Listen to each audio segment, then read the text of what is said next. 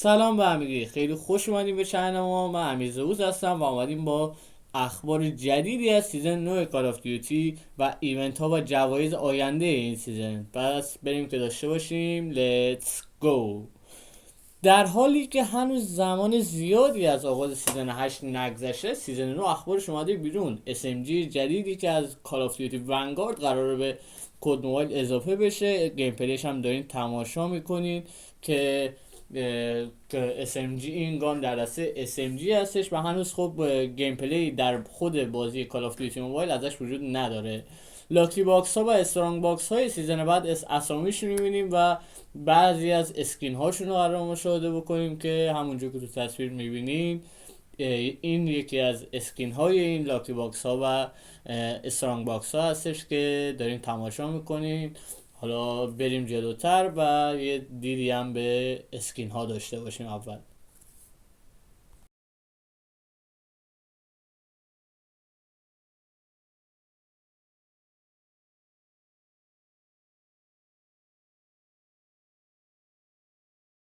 کلا مثل اینکه سیزن 9 تم چریکی توری داره و قراره که با یک تم چریکی با ما روبرو بشیم. اینا هم اسامی گردونه های سیزن بعد هستن که تو تصویر داریم مشاهده میکنین. قرار سیزن بعدی به کال آف دیوتی موبایل اضافه بشن و طبق صحبت هایی که در ویدیو قبلی هم بهتون گفته بودم، تایپ 25 قرار متیک داشته باشه و متیکی که سیزن بعد قرار به بازی اضافه شه تایپ 25 متیکه. بالاخره برای این گان تایپ 25 متیک قرار بیاد و گان های AK117 M4 CX9 و کیلو 141 لژند هایی هستن که گردونهشون قرار سیزن 9 به بازی اضافه بشه. و دو تا بلوپرینت از ایزو و پی کی ام هم هستن که هنوز مشخص نیست برای کدوم بخشن، اما قراره اضافه بشن. و FFAR لژندری بالاخره تکلیفش مشخص شده. طبق صحبت هایی که چند وقت اخیر از سیزن قبل بوده، قرار بود این گان جایگزین AK47 باشه، اما طبق صحبت هایی که اخباری اومده قراره مثل سرور چینی یک ایونتی براش بیاد. در سرور چینی شما با لاگین کردن و جمع کردن توکن میتونستین این گان رو دریافت کنین. 100 تا توکن جمع میکردین در ایونت های روزانه و 100 تا توکنتون که جمع میشد شما این گان رو دریافت میکردین. الان قراره برای سرور گلوبال و سرور گارنا هم همین ایونت به همین صورت بیاد که یعنی ما شارت پازل یا توکن جمع کنیم ازش و وقتی این توکن ها رو تکمیل شد ما میتونیم این گان رو دریافت کنیم. اما تاریخ این اضافه شدن ایونت طبق صحبت هایی که اعلام شده از 16 اکتبر تا 10 دسامبر، یعنی این مدت زمانش از 16 اکتبر شروع میشه تا 10 دسامبر که تمام میشه این ایونت FFAR لژندری.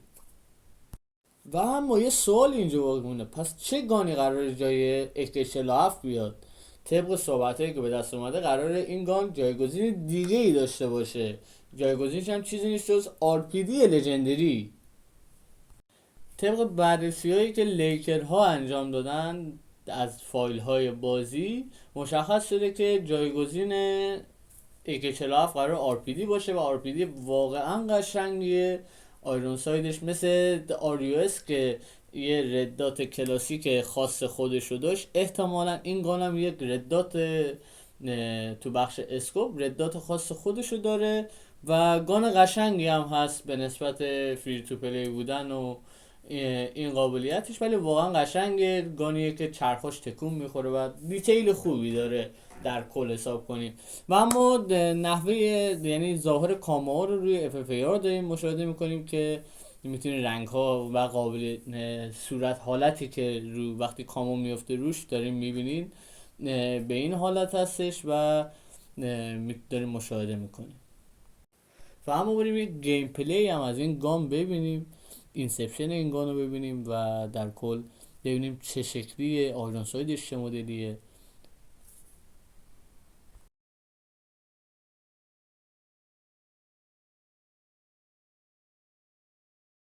و در حال حاضر ایونت به بازی اضافه شده که در این ایونت بسته به تعداد سیکرت کش هایی که ما باز میکنیم، باکس های سیکرت کشی که ما در روزانه باز میکنیم جوایزی رو برای ما در نظر گرفته که خود الان هم در گیم در دسترسه و میتونیم مشاهدهش بکنیم.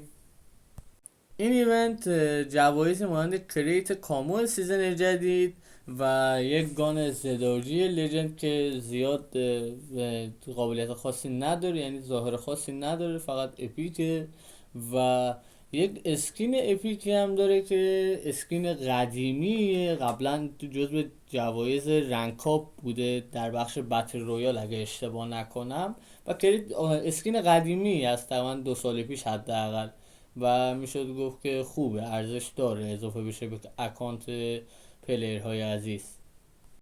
و این ایونت یه قابلیتی هم که داره، هر هفته جوایزمون تغییر پیدا میکنه که ما در داخل همین ایونت قسمت بخش بالاش میتونیم مشاهده کنیم که جوایز هفته بعد چه چیزهایی هستن. و یک مسئله دیگه که میرسیم به اسکرینی که قراره برای انیورسری سالگرد 6 سال به ما بدن، بالاخره طرح نهاییش مثل اینکه مشخص شده. در ویدیو قبلم بهتون گفته بودم، طرحاشو نشونتون داده بودم و مثل اینکه طرح نهایی این آلیاس هستش که داریم میبینیم. از اومدن مپ جدید اورزیکستان بالاخره که 4 سیزن قرار صحبتش هست که بیاد برای بتل رویال، و همزمان بودن اون با اومدن موومنت جدید و که خیلی گفتن، در ویدیو قبلی هم بهش اشاره کردم که خیلی اکتیویژن روی جزئیات و دیتیل های اون داره کار میکنه تا هیچ گونه ایرادی نداشته باشه، با گلیچ یا لگی پیدا نکنه این موومنت، و زحمت زیادی براش کشیدن که احتمال زیاد ما در سیزن 9 یا سیزن 10 مشخص نیست دقیقا، ولی احتمالا سیزن 9 چیزی که صحبت شده. خیلی ممنونم تا اینجای ویدیو منو همراهی کردین. لطفا چنل رو سابسکرایب کنین، ویدیو رو لایک کنین و نظراتتون رو برام کامنت کنین. تا ویدیوی بعد و درودی دیگر، بدرود.